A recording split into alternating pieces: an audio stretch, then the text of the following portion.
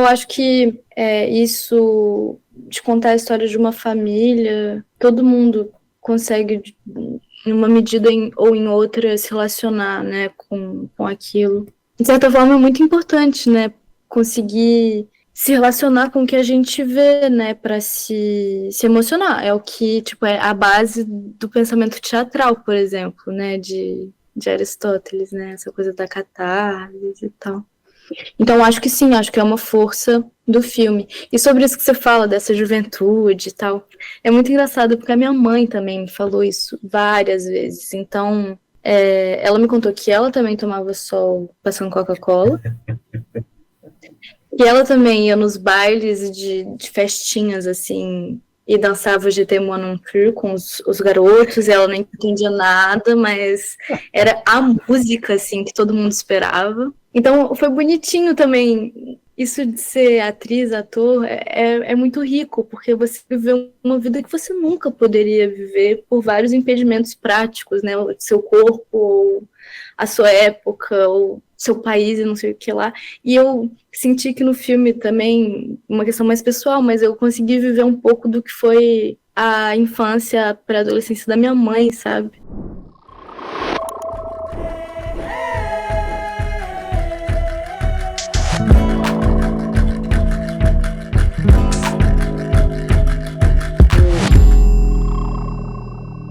Tem um tripé mágico de inspiração para mim: a ludicidade, a imaginação e a indignação. Com as aspas retiradas da nossa primeira convidada, a atriz Inês Peixoto, a gente começa mais um episódio do Janela Lateral, sua vista para horizontes que inspiram. Eu sou o Cláudio Carneiro e hoje a gente vai abrir a janela para deixar a criatividade mineira entrar. Em cena, luz própria.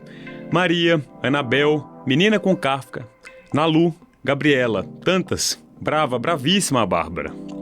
Desde que se entende por atriz, ela coloca o seu talento a serviço de tramas complexas, como se fosse a coisa mais natural do mundo.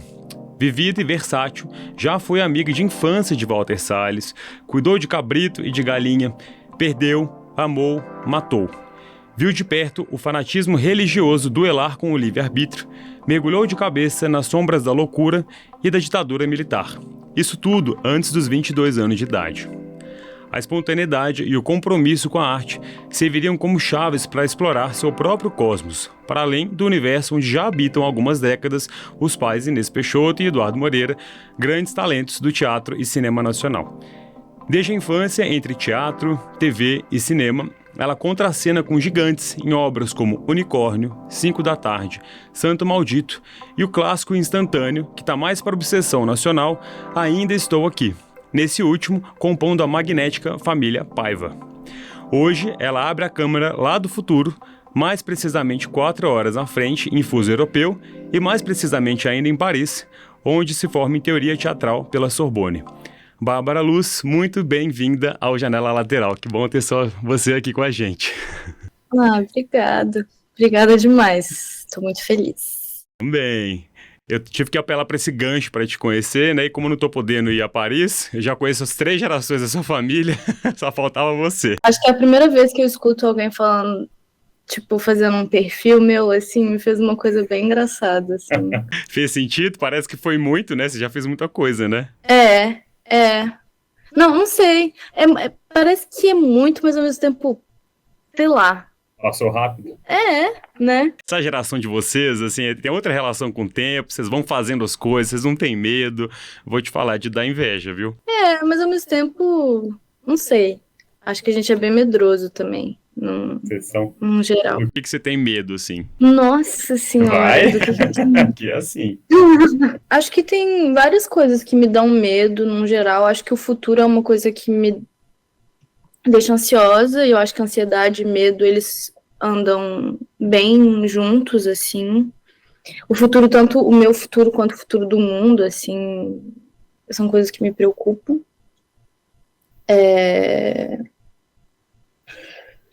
E tenho medo de rato também. Vale qualquer medo.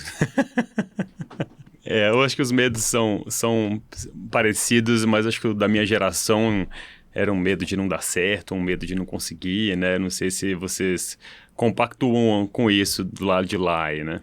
Ah, eu acho que sim. Acho que sim.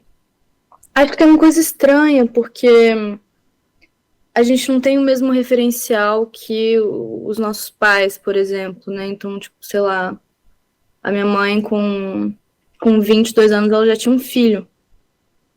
E eu ainda tô fazendo faculdade, moro sozinha e trabalho, mas ainda assim, tipo, sabe, eu não consigo imaginar ter um filho agora, sabe? Assim, eu me sinto muito nova para isso. Então, é um referencial diferente no sentido de que antes, não sei como você sente isso também, porque você também tá entre eu e os meus pais, por exemplo, mas, não sei, para mim, eu me cobro um pouco de não estar no mesmo lugar que meus pais estavam, no sentido de autonomia, ou quase, sabe, essa ideia da vida adulta, de casar e ter a casa, que é uma coisa que quase não acontece mais, né, com a minha geração. É sempre difícil comparar, mas acho que antes tinha mais script e agora a gente tem muito mais possibilidade. A gente fica meio paralisado diante de tanta coisa, assim, né? De poder experimentar, até dar um play na vida de verdade, né? Vamos dizer assim. Total. É. E acho que também tem uma coisa prática, que é que tá tudo muito caro. Então é muito difícil. Tipo, Sim. Ainda mais em Paris aí, que não deve estar bolinho aí, né? Me conta uma coisa.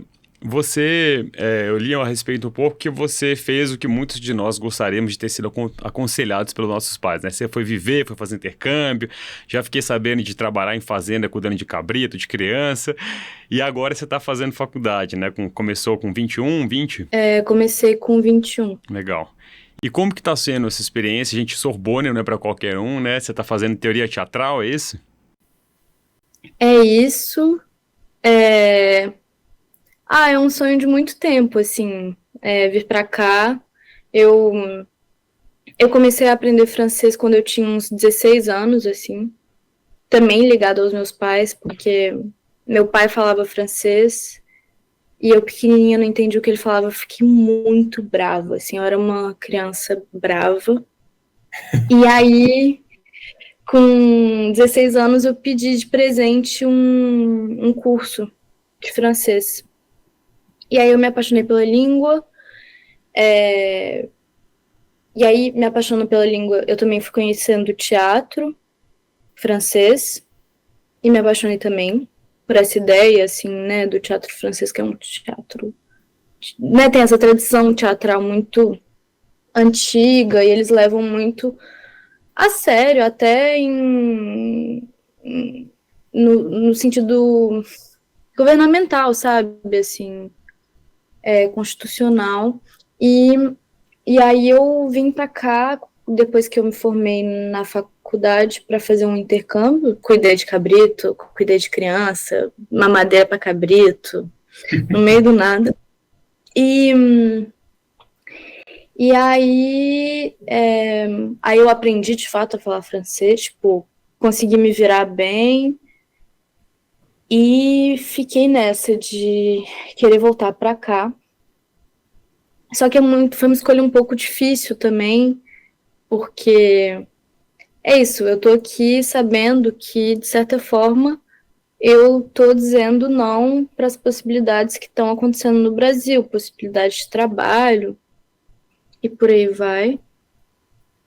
Mas, ao mesmo tempo, era um investimento que eu tava querendo fazer há muito tempo, porque eu amo estudar, eu amo ter um professor, sabe, assim, e eu queria ter essa vivência né, porque é um privilégio Sim. poder também estudar fora. E tava rolando, porque eu trabalhei antes de vir, eu ganhei uma grana e... Enfim, aí foi o momento perfeito, logo depois do filme, assim, eu vim, tipo, um mês depois que acabou. Depois eu ainda estou aqui e você já pegou um avião. E, por exemplo, quando você está aí, você não está conseguindo trabalhar, você está por conta de estudar e trabalhar para se manter. Você está fazendo alguma coisa em termos de obra ou peça? Sim? Então, aqui eu estudo, eu trabalho, tipo, num restaurante, assim, e aí eu tô com um projeto de peça com meu pai, Ah, legal. Porque aqui tem uma coisa que é muito interessante, que eu tenho umas férias de verão para cá que são muito longas, são 4 meses de férias. Então isso me dá a liberdade de ir para o Ah, Brasil, maravilha. caso tenha algum convite de trabalho. E eu tenho uma margem, assim, boa, né? 4 meses é muito tempo. Então, ano passado, por exemplo, eu fiz isso. Eu fiz um filme, um outro filme do Eduardo Nunes, que é o mesmo diretor de Unicórnio 5 da tarde. Um, que é um grande amor, assim, da vida. O filme Como que chama? chama... Oi? Como é que chama o filme? O Tempo da Delicadeza. Ah, legal. Como é que desculpa para quem tá ouvindo, é porque a gente tá online aqui, então às vezes dá um delayzinho, né? Mas antes a gente falar do tempo da delicadeza, eu não tava sabendo desse spoiler que você me dá. Como que se deu essa relação, assim? Porque você começou muito novinha com ele, com o Unicórnio, foi a primeira participação, ou foi o Menino, não, o Menino do Espelho você já tinha feito muito criança, né? Isso. O primeiro foi Menino no Espelho, que foi uma coincidência, assim. A Camisa Listrada, que é a produtora, foi lá na minha escola, quando eu tinha 10 anos. Eles estavam procurando crianças. E aí fizeram uma entrevista. Eu lembro pouco, assim. Eu lembro que eles perguntaram uma coisa tipo: se você tivesse um superpoder, qual seria? E aí eu acabei passando, assim. Eu fiz outros testes e aí fiz o filme. E o Edu aconteceu porque eu fiz um teste na Globo, novinha, eu devia ter uns 10 anos. Não passei. Para uma novela que minha mãe fez. Um pedacinho de céu? Ah, bonitinho demais. Ah, legal. Linda, é linda. E aí, nesse teste, eu conheci a figurinista, que se chama Luciana Buarque, que a gente brinca que ela é a minha madrinha do cinema, assim. E aí ela fez os filmes do Eduardo, fez o Sudoeste, né, que foi o primeiro longa dele, e sabia que o Eduardo estava procurando uma menina entre 13, 14 e 15, e me indicou.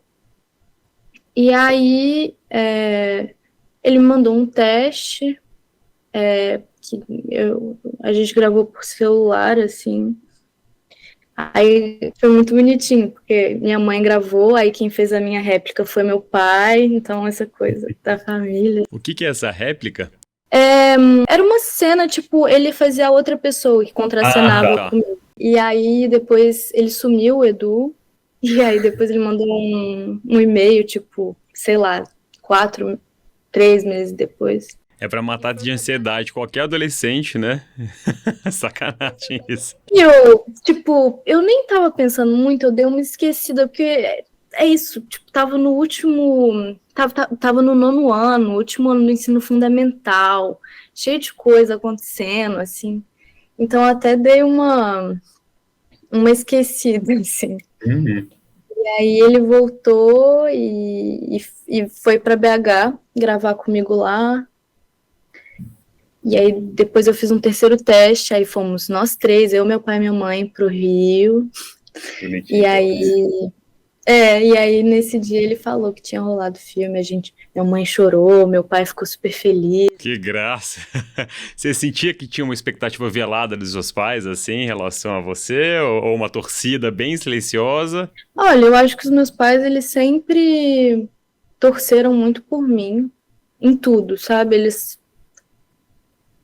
Eu sou muito sortuda, nesse sentido, assim, porque eles são duas pessoas incríveis, mas ao mesmo tempo, eu não acho que eles criaram nenhum tipo de pressão, ou tinham nenhum tipo de expectativa, sabe, que eu virasse atriz. Foi uma coisa que foi sendo construída gradualmente por um desejo meu mesmo. Uhum.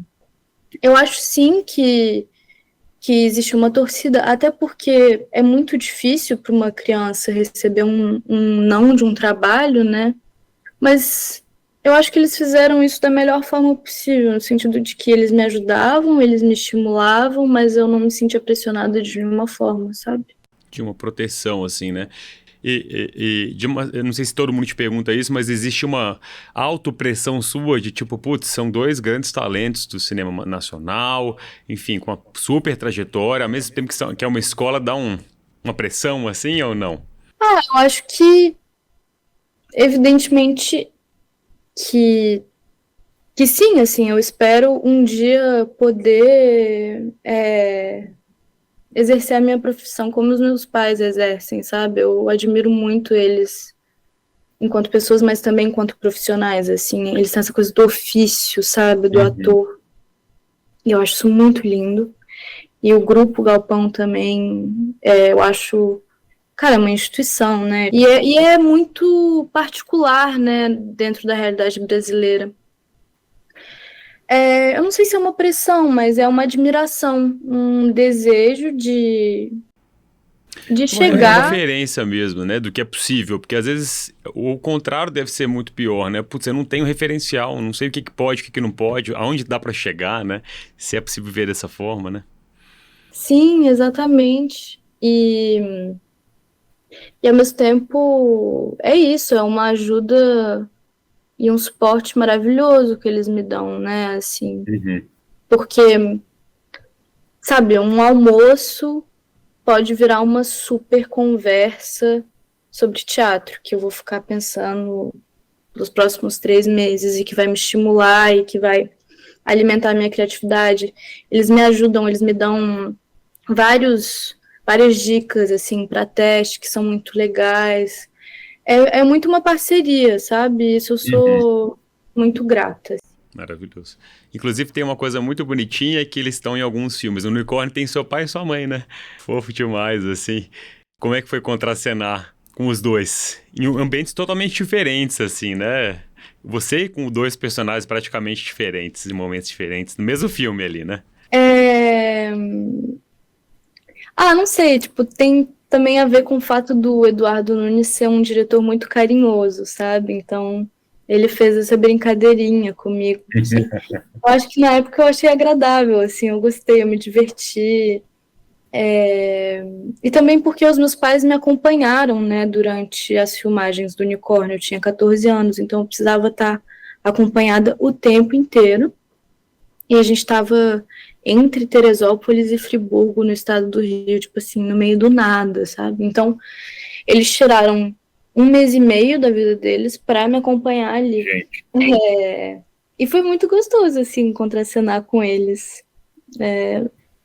Eu não tenho uma memória exata, mas eu sei que eu fiquei bem feliz, assim. Não, com eles, Patrícia Pilar também, né? E, gente, pelo amor de Deus, né? Quem de 14 anos tem essa chance de protagonizar um filme que, por sinal, é muito lindo, muito denso, né?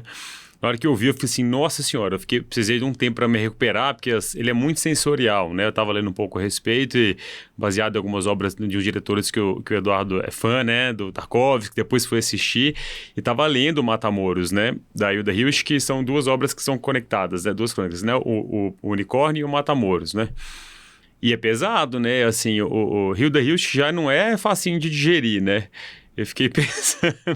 E é uma relação muito intensa de mãe com filha, né? De amor, de inveja, de ódio. A mãe que tá formada, ele com o corpo formado, e a filha também que tá virando mulher, né? E o livro, assim, é uma pedrada, né? O conto em si.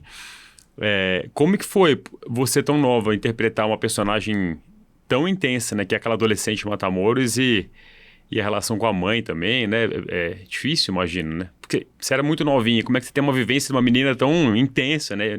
Digamos assim, eufemisticamente falando, né? Então, eu acho que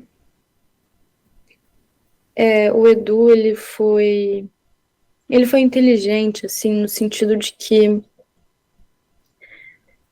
é uma personagem muito complexa, mas ele não me guiou através de uma complexidade intelectual, sabe? Ele me guiou através das sensações, assim como ele guia o espectador que assiste o filme, né? Então, a gente ensaiou, ele ia me explicando, olha, esse momento é isso, ela tá sentindo isso. Só que depois a gente foi para esse lugar, que era um lugar no meio do nada mesmo. E E eu fiquei imersa nessa natureza que era muito exuberante, mas ao mesmo tempo uma natureza tão, tão grande que era até um pouco opressor, sabe? Eu acho que tem isso no filme também, sabe? Que são muito alargados, assim, né? Esse amplo que vira um pouco violento, sabe? Então, era isso. Aquela casinha do filme, ela existia de fato. Ah, vocês não construíram? Eu fiquei perguntando, debatendo lá em casa se tinha sido construída ou não.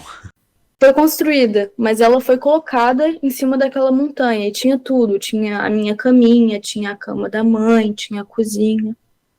Aquele poço já tava ali? Não, construíram também. Construíram também, né? Então meu marido ganhou essa aí. A gente apostou e eu perdi. E aí, é isso. Eu fiquei meio dentro dessa natureza e, obviamente, é isso. Eu decorava o texto antes, com a ajuda dos meus pais. A gente ia na cena, a gente ia descobrindo. Também com parceiros de cena muito generosos, né? A Patrícia, o Zé Carlos, o Lee Taylor. Todos, assim, pacientes e Uhum. uma troca muito, muito linda, assim. E eu acho que eu não tinha, assim, olhando, fazendo uma retrospectiva, eu acho que eu não sabia muito a dimensão daquilo tudo, sabe, de todo aquele sentimento, mas por outro lado, é um sentimento que a gente consegue se relacionar. Eu também estava naquele momento de, tipo, transição entre a infância, a adolescência e o corpo é estranho, e aí você olha a sua mãe que tem um outro corpo, e aí você, né, são coisas que a gente consegue, claro que numa medida. Tem duas frases que eu separei do livro que eu fiquei assim, nossa, e acho que pra quem não viu o Unicórnio, acho que ajuda muito bem a entender um pouco da vibe. E tem uma cena que abre o filme que é linda, que você mexer naquela romã, né, aquela fruta, que eu não vou contar mais pra não dar spoiler, mas que eu acho que entrega um pouco dessa sensorialidade, dessa potência adolescente também, que é muito do sentido, experimentado, viver, de desenvolver a própria ética ali, né, e lidar com a própria obscenidade do pensamento, vamos dizer assim, né? E tem aqui que eu acho que é assim, é de matar. Vamos lá. Desde sempre, tudo toquei. Só assim é que conheço o que vejo. Tocava os morangos antes do vermelho. Tocava os gordos escorridos, depois de gordos escorridos. Tocava-os com a língua também. Mexia tudo muito. Então é muito isso, né? Assim, você vai se machucando no filme, ela vai mexendo com a pedra, dá vontade de morrer, né? Então essa sensibilidade, essa descoberta é muito doida, né? E tem uma outra que eu acho que é o que mata ali também, qualquer um do coração, que é pensar na a morte da mãe me fez aliviada. Há de morrer como todos, e se desejei morte de mim, por que me faria asco pensar na morte de Ayaga, né? Então que louco, né? Esses pensamentos que vêm na adolescência e que a gente oprime, mas ela verbaliza, né? Sim, é de uma coragem maluca. E para ler o da Yusha adolescente também é difícil, né? Porque eu tô com dificuldade hoje, você acha que você não sabe português, imagina novinha, né? Não, óbvio. Eu acho que eu não entendi a metade das coisas. Também Eu não entendi. porque é uma coisa também você não precisa entender, né? Como ela diz aí, é mais sentir. E eu acho que era melhor eu também não entender naquela época, sabe? Com certeza, foi uma blindagem, né? É verdade, total. Mas assim, o filme é espetacular, ele tem muito silêncio, dá uma angústia na gente, né? Ele tem muita sombra, essa imensidão que você traz. E depois, quem puder ler o livro, mas lê com fôlego, porque é difícil de digerir, assim como tudo dela, né? Falando sobre agora, pulando quase que uma década aí, né? Sobre Ainda Estou Aqui, né? Que é muito legal te ver lá no cinema. Eu fui 2 vezes ao cinema e eu confesso que a primeira me deu um ataque de ansiedade. Quando tem aquelas cenas horrorosas, eu saio do filme e falei assim, não vou dar conta. Tive que voltar para ver o final, assim, né? Mas o que eu acho muito massa, assim, eu tava lendo um pouco a respeito, é um filme familiar, né? Antes de mais nada, e ele pega qualquer um que basicamente teve uma infância em família, assim, aquela casa, aquela coisa mais brasileira impossível, assim, né? E Você aparece bastante também representando o que eu lembro das minhas tias contando, tomando sol na praia com uma Coca-Cola. Eu falei, gente, pelo amor de Deus, passando Coca-Cola, né? Como que foi, assim? O que você gosta de lembrar do filme, de falar? Eu sei que tem milhões de camadas aí para serem faladas, mas o que mais te pegou, assim, dessa experiência específica? Nossa. Mais um podcast, né? Pois é. Eu não sei, eu acho que assim,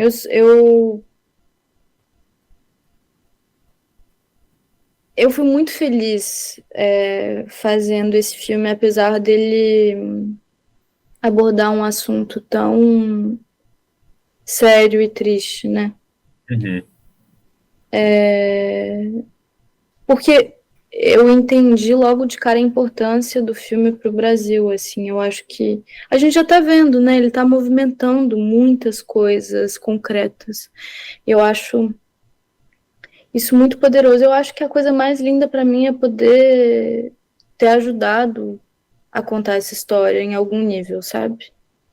Que é uma história que eu não conhecia antes de fazer o teste pro filme.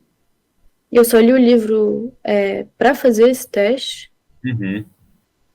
Eu conheci o Marcelo do Feliz Ano Velho porque eu li no ensino fundamental. Inclusive, você sabe que eu tava vendo o Roda Viva dele pra pesquisa, e ele fala que ele escreveu esse Feliz Ano Velho numa feira literária para poder justamente direcionar histórias para o público adolescente que tava meio que se perdendo um pouco dessa contação, dessa memória, né? Legal você falar isso que você leu na escola. Total. Foi um livro que me marcou muito também. E, enfim, então conhecer essa história, conhecer a Eunice, que eu, assim como grande parte dos brasileiros não conheciam essa mulher, né? E poder, é isso, tipo, fazer reverberar essa história da família, sabe? Acho que foi a coisa mais bonita e importante pra mim. Aquela cena é muito linda, né? De você dançando ali, cantando em francês com a irmã. Aquilo é mais Brasil impossível, seguido daquelas festinhas de casa, assim.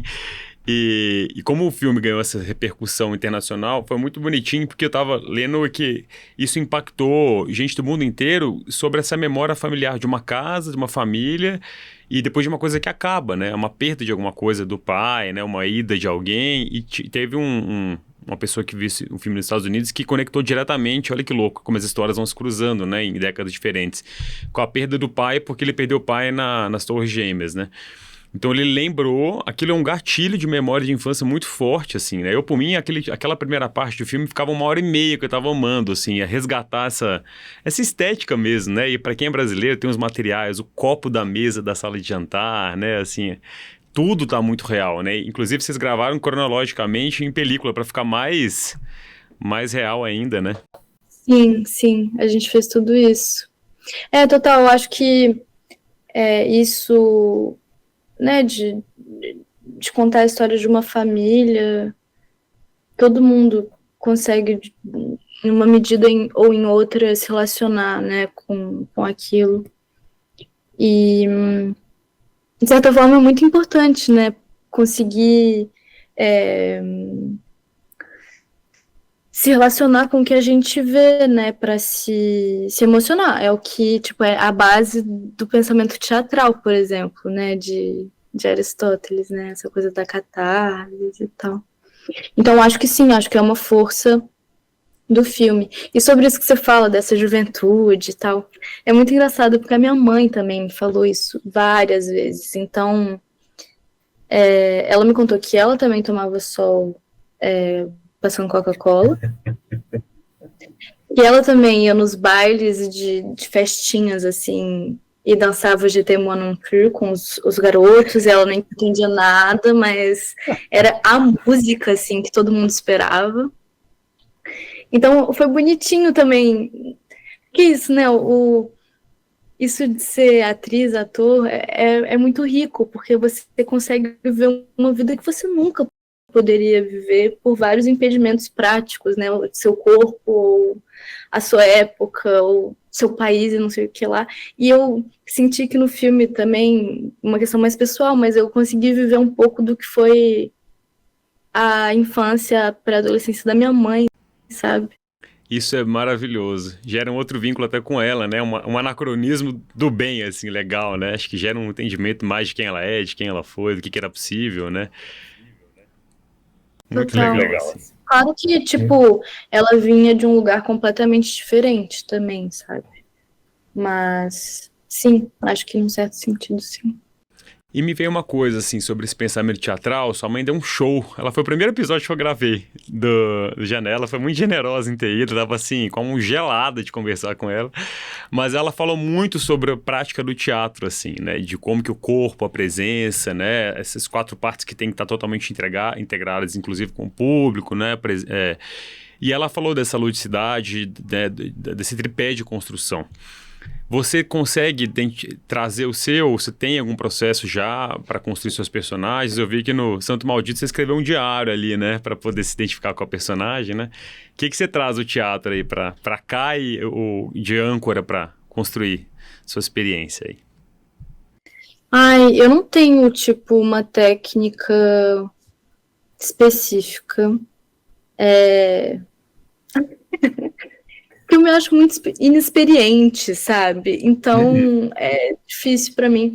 Mas eu acho que o mais importante, assim, é você conseguir se abrir à história, entendeu? E tá com o corpo, mas também com a mente, tipo, relaxados para poder mergulhar nesse outro alguém.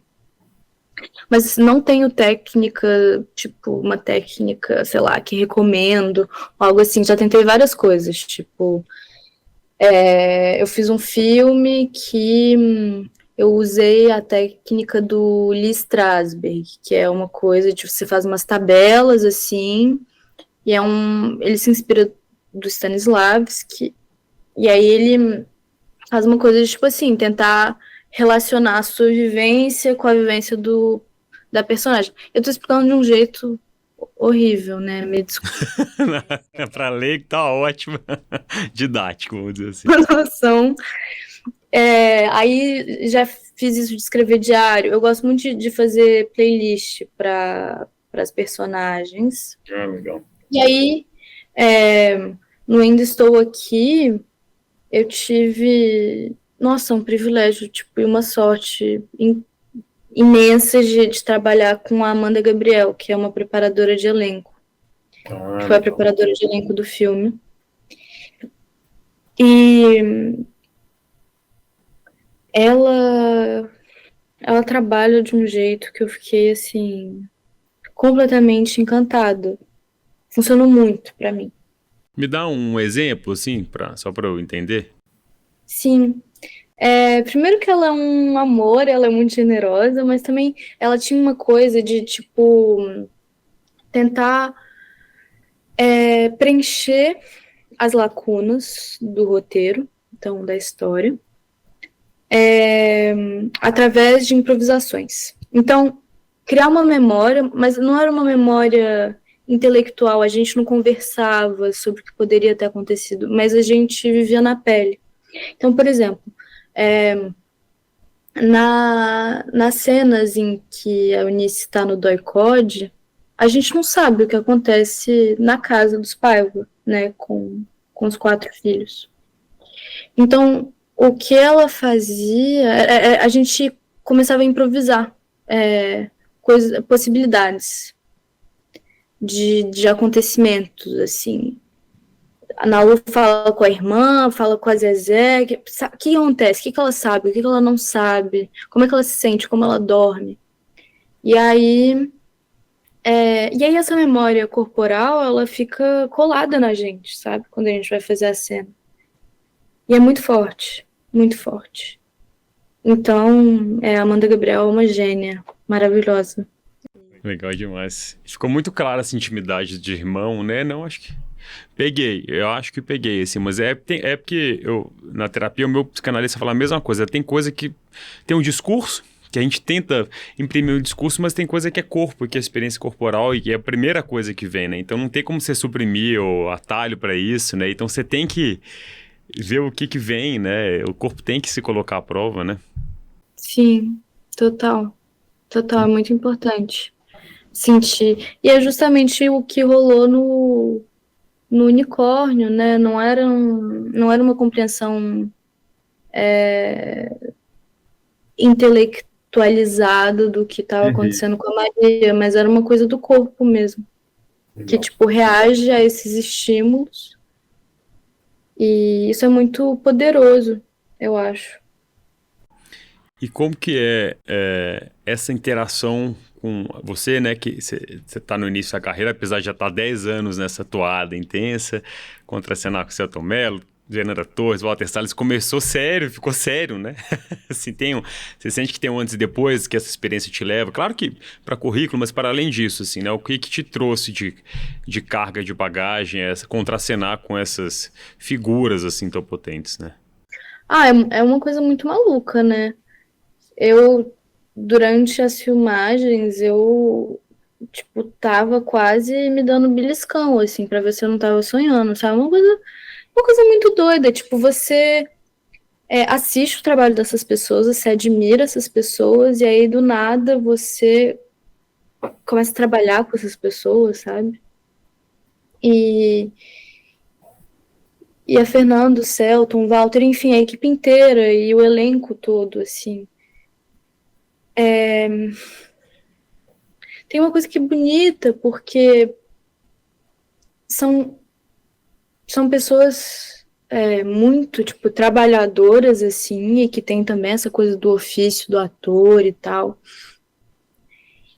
Mas foi engraçado que eu não me senti intimidada, assim, ou, sei lá, desconfortável em nenhum momento, porque eu sentia que eles estavam abertos também a jogar comigo. Isso foi muito lindo, assim. E acho que sim, obviamente, existe uma Bárbara de antes e uma Bárbara de depois, assim. É, tanto no sentido profissional, eu aprendi muita coisa, foi de fato uma escola, assim. E também no sentido de, tipo, absorver essa história, né? Isso foi uma coisa muito interessante, porque fazendo esse filme eu ampliei muito, assim, meu conhecimento sobre o período da ditadura no Brasil, e, e eu acho que isso foi muito rico para mim enquanto cidadã, sabe? Enquanto pessoa, assim. É porque é uma formação múltipla, vem uma enxurrada de referência, de influência, de vivência, né? E aí você tá naquele microcosmos muito doido, vivendo aquela... Por quantas semanas foi de gravação? Nossa, foi muito tempo. Foi. A gente começou a gravar. Eu fui pro Rio em fevereiro e a gente começou a gravar em junho e a gente terminou em agosto. A primeira Nossa. parte. De fevereiro a junho era só preparo, texto enfim, ambientação. Eu fiquei... Prosódias, mil, né? Tá arrasando de carioca. Ficou lindo. Mas é intenso o preparo, né? Aí você fica lá, morando todo mundo junto, cada um mora num lugar, encontra e fica um dia inteiro ali. Como é que é esse processo pré? Agora eu fiquei curioso, assim. Depende muito, né, da produção. Uhum. Nesse caso, eu fiquei morando num apartamento sozinha. E aí, nesse período, eu tinha tanto ensaios quanto aulas. Então, é isso. Eu tive prosódia, eu tive vôlei com a Luísa, que faz Que a ótimo. Eliana. A gente fez juntas com a Maitê e com a Isadora também, que elas fazem o filme também. E tive balé, e aí a gente tinha a difícil tarefa de tomar sol para ficar Pois é. bronzeada Sem Coca-Cola, pelo amor de Deus, né? com Coca-Cola. Tomar sol de manhãzinha só.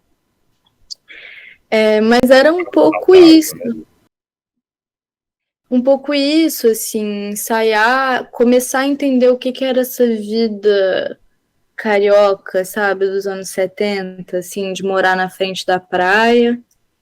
E também criar esses vínculos entre a família, que eu acho que é uma coisa que dá para sentir no filme, né? Assim, não sei, eu sinto quando eu Demais. Engraçado, eu tenho 3 irmãs mais velhas. É muito doido, porque, de novo, cada um se conecta do filme de um jeito, mas a memória é sempre familiar, né? Eu lembro, e eu sou o último também, então as memórias são muito loucas, assim, como que os discos que vinham. E a minha época já era Xuxa, né? Meu filme favorito era Priscila, Rainha do Deserto, porque elas eram muito mais velhas e assistiam, então tem. E aí, tipo, morava numa casa, todo mundo junto, éramos 6, é uma loucura, assim, mas deu pra pegar demais esse microcosmos aí. E depois vocês são lançados pra um pós-filme que é muito doido, de festivais, né? E essa publicação, essa corrida louca de marketingização do filme, né? Você foi para o Festival de Veneza, eu vi umas fotos super legal, eu queria entender um pouco como é que foi essa experiência do festival, dos festivais que você foi, né? Então, pro Ainda Estou Aqui, eu fui pro de Veneza, que foi uma loucura, meu Deus. Eu não sei nem te explicar, assim, porque eu ao mesmo tempo que eu tava, tipo assim, não, eu vou aproveitar, sabe? Eu tô na Itália, eu vou, sei lá, ir na Bienal, eu vou caminhar. Eu tava muito tensa, porque eu não tinha assistido o filme ainda. Ah, você foi ver a primeira vez lá? Uhum. Que doido, eu não sabia que funcionava assim. Pra mim, vocês vinham antes, se reuniam, comia pipoca, comemorava e ia. Gente do céu. Eu não sei se rolou, mas eu não tava no Brasil, né? Eu já tava estudando Ah, aqui. tá. Verdade.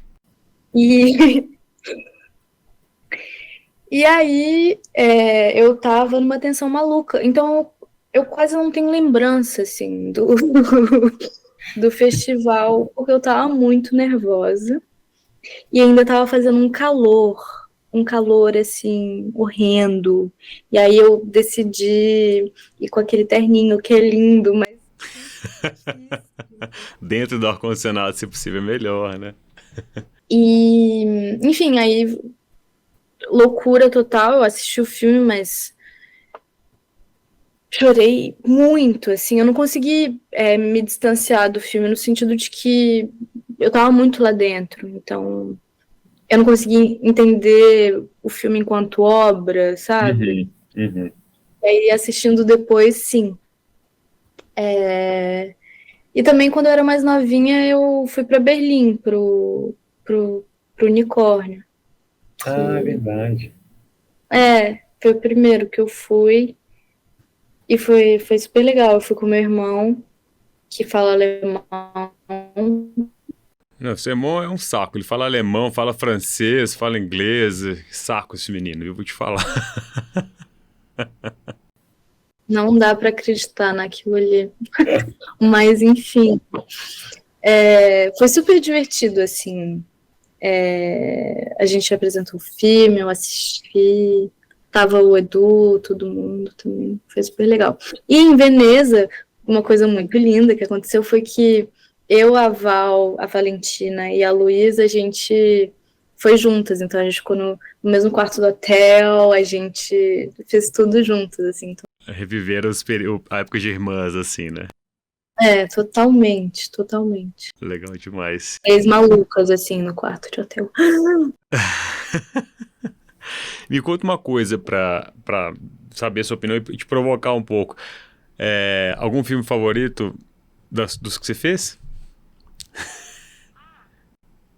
E a próxima pergunta eu vou fazer também. Essa é só um preâmbulo. Vem aí. Algum filme favorito? Olha, acho tão difícil responder essa pergunta, porque eu acho que, independente do filme enquanto filme, você cria Uhum. uma relação afetiva, sabe, com aquilo que você viveu. Então é difícil. Eu realmente sinto muita dificuldade de me distanciar, assim. Evidentemente que eu tenho muito carinho pelos filmes que eu fiz com o Edu, porque ele é um grande amigo e é uma pessoa e um cineasta que eu admiro imensamente. E eu acho o cinema dele muito interessante e muito, muito particular, sabe? E o filme, né, o Ainda Estou Aqui. Não tem como, né? Não marcar dessa forma, né? Me conta uma coisa que eu ia te perguntar isso, assim, essa relação diretor-atriz, ela é muito comum, assim, em relações para uma vida, né? Você vê a Almodóvar e todas as atrizes juntas, né? Sua mãe também, consigo ver, fez alguns filmes da Eliane, enfim. Como é uma... Da Elsa, desculpa. O Órfãos da Rainha, e tem outros filmes também de época, né? Como que se dá isso, assim? Da onde você abstrai? É real? É uma química, um amor que vai ser... É uma conversa que vai sendo azeitada por uma vida toda, talvez, né? Eu acho que é uma coisa de encantamento. Como diz isso? Tipo, duplo, tipo, simultâneo. Né? Encantamento simultâneo. Porque isso acontece. Às vezes você se encanta por um diretor, ele não se encanta por você, ou o contrário, e Assim como na vida, os crush e tudo, né? exatamente. Então eu acho que é uma questão de uma química mesmo, assim, Legal. entre duas pessoas. E agora, para complicar um pouco, algum filme favorito do Eduardo ou da Inês, uma obra? Ou comece por aqui, para quem ainda não conhece. Do Edu Nunes? Não, Seu pai. dos meus pais. Algum filme favorito dos meus pais. Agora é sacanagem, né? Ou uma peça, tem tanta coisa, né? Ai, peça não dá, porque eu sou completamente obcecada pelo Galpão, então difícil dizer. Filme. Eu vou dizer os primeiros que vieram, assim, na minha cabeça. Vale. Tem um filme que o meu pai fez que chama O Ano em que Meus Pais Saíram de Férias, que é também sobre a ditadura. E é um filme muito lindo. Ele faz uma participação, ele faz, assim, uma cena, mas ele morre no filme. E eu lembro que isso me deixava, assim, um coração completamente partido. Pra mim era muito difícil assistir o filme. E é um filme muito bonito. Tem um tempo que eu não assisto, mas eu já vi umas 4 vezes. E o da minha mãe tem um que ela fez que é lindo, que chama As Duas Irenes, que eu acho que tá até no Netflix, né? É bom demais, tá no Netflix, é maravilhoso. Ela sempre com uma sanfona, ela sempre dá um jeito de encaixar a sanfona dela, o acordeon, né, perdão, dela. É muito legal. E eu tenho uma obra favorita da sua mãe e do seu pai também, que é Tio, do teatro pra mim. Eu vi isso numa praça, quase morri. E essa seria a minha recomendação aqui também. No teatro, deixa eu pensar. Eu tenho, tipo, também uma memória muito carinhosa de várias peças, mas tem uma que eles não rodam mais com essa peça, mas que eu lembro assistir pequenininha, que é o Mulher Imaginária. Mulher Imaginária? Não conheço essa. Mulher. Não conheço. Não roda mais? Quem viu, viu. Não tá nem no YouTube nem nada, né? E tem uma peça muito bonitinha. Tio é sensacional. Sua mãe caracterizada daquele jeito, gente, é bom demais. É bom demais. Eu fui com meu marido nos ensaios prévios de Cabaré Coragem, aí seu pai fez o favor de pegar meu marido junto no palco, ele quase morreu. É bom demais, gente. Sacanagem. E tem a fofura também, que é, né, a menina que perdeu a boneca, que seu pai que escreve, sua mãe que dirige, e o filme é bonitinho demais, né? A primeira perda da minha vida. É lindo, foi muito fofo. A menina que perdeu a boneca é o nome do livro, né? O Conto da Boneca, é verdade. Foi muito bonitinho porque é um texto que o meu pai escreveu, inspirado, né, na história do Kafka, há muito, muito tempo, quando eu era pequenininha. E aí a gente tinha a ideia de fazer uma animação. A gente até chegou a fazer, assim. E aí eles transformaram nessa ideia de curta durante a pandemia. E aí, inicialmente, nem ia ser eu a menina, porque eu já não era mais uma menina. Só que aí, assim, sei lá, 2 semanas antes, um mês antes das filmagens, acho que deu algum problema com a menininha que Olha, gente. ia fazer. E aí minha mãe falou, será que você não quer fazer? Eu falei, óbvio. E, Achei que você nunca fosse me chamar, né? pô, sonho. É lindo. É uma gracinha. E tem essa interseção do teatro com o cinema, né? É muito legal essa brincadeira. Tem o da Bara também. Você já começou assim, bem na carreira, né? Super. E tem essa coisa também de, tipo, ser um filme de criança, mas que não é só de criança, sabe? É pra todo mundo. Isso eu acho muito lindo. É lindo demais mesmo. Inclusive, eu tive que pegar um link do seu irmão, eu espalho ali, depois a gente já dá um jeito de botar ele aqui pra todo mundo assistir, assim. Vamos lá, a hora que chega a hora mais temida do programa para algumas pessoas, imagino para você, que é a nossa frase, né, de encerramento aqui. O que você trouxe para todo mundo? Eu sei que doeu, né? Sim, eu fiquei com muita dificuldade. E aí eu tinha pensado, a primeira frase que me veio à cabeça, eu tinha pensado numa frase. E eu falei, não, mas não tem nada a ver, não sei o quê, ela é muito simples. Mas eu decidi ficar com ela, porque acho que quer dizer alguma coisa, assim, se é a primeira que veio. É uma frase de um cara, ele era um diretor simbolista francês. Um diretor simbolista? Você consegue no tweet explicar para mim o que é isso? O que é um diretor simbolista? Ou para a próxima? Ai, meu Deus. Você quer que eu explique mesmo? Rapidinho, dá para só para jogar. Ou pesquise, comece por aqui.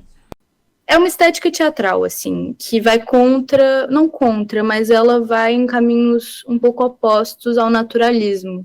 Então, é isso, do símbolo, de um realismo interno, quase, dos personagens. Então, não é tipo, eu vou colocar em cena a realidade como ela é. É uma coisa mais metafórica, mais de símbolo. Bom. E aí ele fala uma coisa, num texto, que ele xinga todo mundo. Uma pessoa criticou a peça dele, ele tá fazendo uma resposta. Mas ele fala que o teatro, ele tem que ser o que ele nasceu para ser, que é um pretexto ao sonho. E eu acho isso lindo, e eu acho que a gente pode aplicar isso a tudo, assim, dentro da arte. Que a arte faz a gente também sonhar com um futuro melhor, sabe? Assim, no caso do Ainda Estou Aqui, por exemplo, né? Sonhar um Brasil que não vai repetir os mesmos erros. Sensacional. Tá vendo? Eu acho que a arte está aí para isso, para fazer a gente sonhar. Tanto sonhar um futuro melhor, quanto sonhar para fora do futuro e para fora da realidade, sabe? Sua mãe até falou uma coisa com a gente aqui, que a arte é necessária para a gente conseguir lidar e abstrair da realidade. A realidade é muito dura, ela é insuportável, né? E o onírico, o sonho, ele é a nossa recarga, né? Da alma aí para lidar com a vida, né? Totalmente. E eu acho que é uma liberdade incrível que a arte dá pra gente, de, tipo, sair um pouco de nós mesmos e... ser outras pessoas, outras épocas, outros corpos, né? Exatamente. Eu acho que é a coisa mais maluca que tem no mundo. Que bom que você tá vivendo essa loucura. Exatamente. Bárbara, muito, muito, muito obrigado. Voa, o papo está infelizmente chegando ao fim, mas te agradeço demais pelo seu tempo aí. Sei que você tem outros compromissos, mas foi uma delícia conversar com você. Foi ótimo, passou rapidinho, falei igual uma maritaca, desculpa. É para isso que a gente tá aqui. Que bom que a gente tem esse registro, né? E sucesso na carreira. Que bom, espero que a gente se conheça presencialmente. Se puder em Paris, mas do jeito que a coisa tá agora aqui, mas fica mais fácil você vir. Aí você me liga e a gente encontra. Um prazer. Obrigada pelo convite, eu fiquei muito... Imagina, eu que fico. Um prazer estar aqui batendo papo com essa potência nacional aí. Vida longa a sua carreira, muito sucesso, muito teatro, muita merda, muito filme, tudo de bom pra você. Esse foi mais um episódio do Janela Lateral, sua vista para horizontes criativos de Minas. Segue a gente nas redes sociais, @suajanelalateral e favorite o podcast na sua plataforma de áudio. A trilha sonora desse programa é da Mari Blue e a Joana Brandão colabora com o motion e a montagem de vídeo. Identidade visual criada pela Laura Scofield e a produção é do Jader Maia. Eu sou o Cláudio Carneiro e não se esqueça de sempre preencher seu dia com novos ares. Até!